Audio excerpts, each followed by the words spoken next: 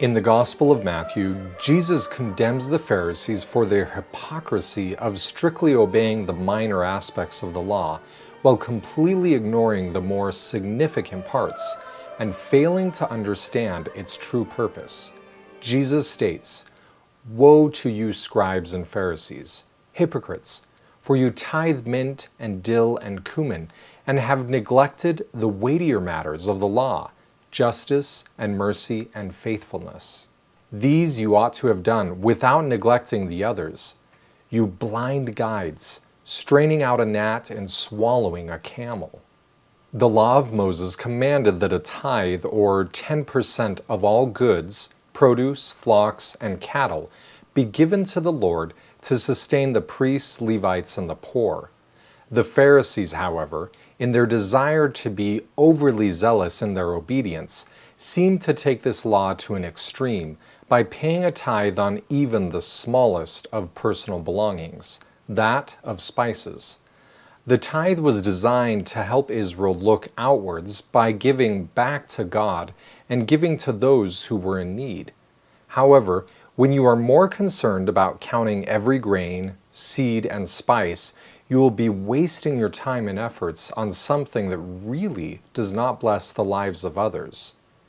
Jesus did not condemn them for paying tithing. He condemned them instead for focusing their efforts on pointless aspects and then forgetting about more important things like justice and mercy and faithfulness. To further teach his point of focusing on the minute level of obedience, Jesus criticizes the Pharisees for their act of straining out gnats and other insects from their wine before drinking, while symbolically eating a camel instead.